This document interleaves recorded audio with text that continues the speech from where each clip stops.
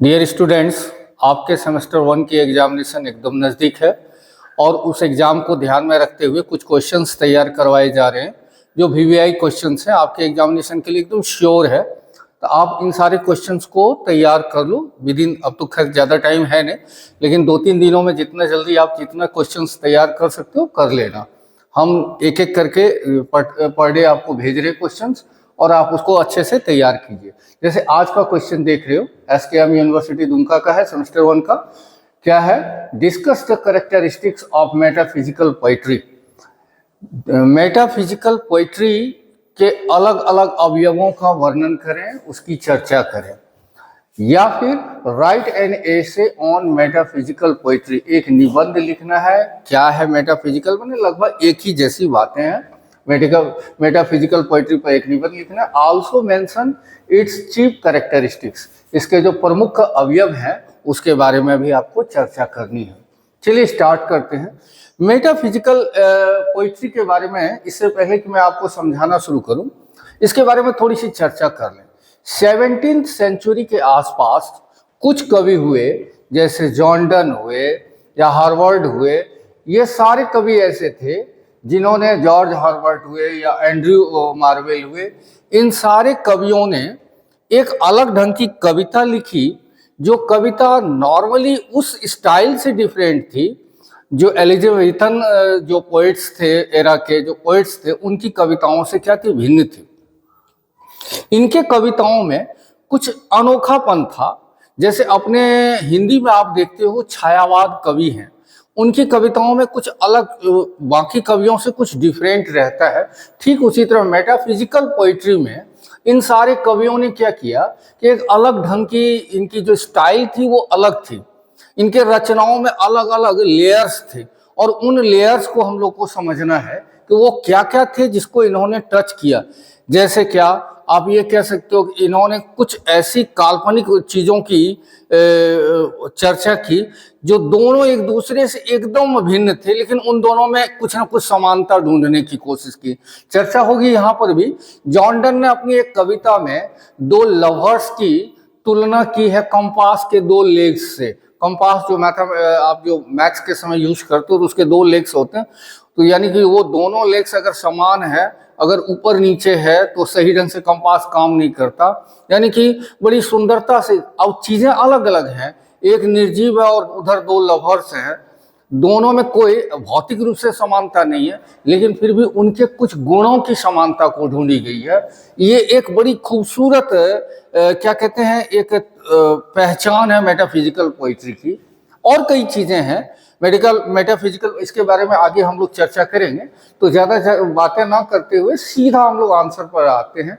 कई दफा क्या होता है, answers are sometimes very lengthy and complicated for the students who have just attended their intermediate examinations. जिन्होंने अभी अभी कुछ समय पहले इंटरमीडिएट को ही क्रॉस करके अभी ग्रेजुएशन में एडमिशन ली है, उन बच्चों के लिए कई दफ़ा बहुत लंबे आंसर्स और जटिल आंसर्स समझना और लिख पाना बहुत मुश्किल होता है। मैंने कोशिश की है कि इस आंसर को जितना स्मूथ वे में लिखाया जा सके, समझाया जा सके, ताकि आप जब एग्जाम में लिखो तो ऐसा बिल्कुल लगे कि ये आपकी लैंग्वेज हो सकती है। हाँ, you are capable enough to write these sentences in your own way. So let us try to understand this one. The term metaphysical poetry was coined by Samuel Johnson. ये जो मेटाफिजिकल पोइट्री नाम का term है, ये जो शब्द आया, सबसे पहले इसकी चर्चा सैमुअल जॉनसन ने की थी। कब की थी ये समझ लो, आगे मैंने लिखा भी है। 17th सेंचुरी में ये कविता का, ये इस कविता की जो स्टाइल है वो डेवलप हुई, लेकिन लगभग 150 सेंचुरी तो आप समझते हो कि एक पीछे लेकर के चलते हैं। यानी अगर आप जब 17th सेंचुरी बोल रहे हो तो इसका मतलब वो 1600 ईस्वी के मैंने वो जो क्रम होता है 1601 से लेकर के 1699 का जो वक्त होता है उसको हम लोग 17th सेंचुरी कहेंगे। तो उस समय जो कविताएं रची गई, उन कविताओं में कुछ कवियों जिसकी चर्चा मैंने पहले भी की थी, जॉन डन है, जॉर्ज हार्वर्ड है, एंड्रयू मार्वेल है, और भी कुछ कवि थे। इन सारी के कविताओं में एक कॉमन चीज थी, और वो कॉमन चीज, उसके कैरेक्टरिस्टिक्स जो हैं वो आगे आएंगे, वो हम लोग चर्चा करेंगे। इसको सैमुअल जॉनसन ने बड़ी विस्तार पूर्वक लिखा। Although he did not right anything positive about this poetry, he mocked these poets, he called their compositions absurd and baseless। यद्यपि सैमुअल जॉनसन ने बहुत ज़्यादा पॉजिटिव वे में इनके बारे में लिखा नहीं कि ये कि बड़ाई करना है, बहुत अच्छी कविता है, ऐसा नहीं, बल्कि मजाक उड़ाया, कहा फालतू है, ये बकवास है, इस तरह की कविता हो नहीं सकती। जैसे सूर्यकांत त्रिपाठी निराला की कुछ कविताओं को आप पढ़ोगे, अतुकांत है वो, अतुकांत मतलब जिसका तुक नहीं होता, और हमें पढ़ने में थोड़ी सी भिक्षुक जैसी कविता जैसी है, थोड़ी बोरिंग लगती है, जिसका तुक नहीं मिलता, उसका अंत नहीं मिलता, तो वैसे में ठीक इसी तरह थोड़ी सी बोरिंग माना। किसने माना? सैमुअल जॉनसन ने।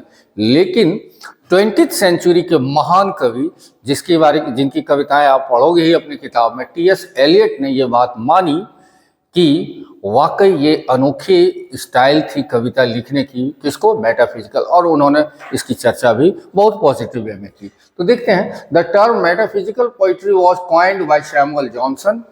The poetry composed bye John Donne, George Herbert and Andrew marvel was put into this bracket. जो कविताएं किसके द्वारा कंपोज की गई थी, रची गई थी, जॉन डन के द्वारा, जॉर्ज हर्बर्ट के द्वारा, एंड्रयू मार्वेल के द्वारा, इन सारे कविताओं को पुट मतलब रखा गया इस ब्रैकेट में, मतलब इस खांचे में रखा गया इसको। Although John Donne was the man figure, यहां पर जरा से एक सेकेंड, वाज 2 बार लिखा गया है। Although John Donne was the man figure, यद्यपि इस कविता की जब हम चर्चा करते हैं तो मूलतः यह कविता केंद्रित है जॉन डन के आसपास, यानी वही सबसे बड़े कवि थे वो इस कविता के।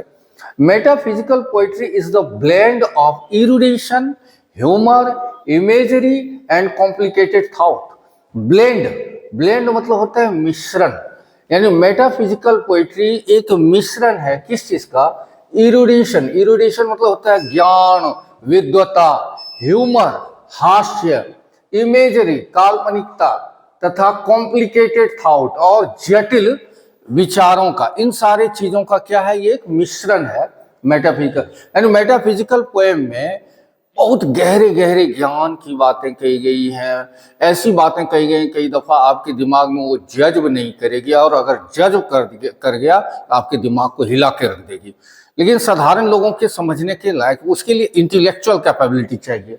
तो इन कविताओं में ज्ञान था, हास्य थी, काल्पनिकता थी और जटिल विचार भी थे।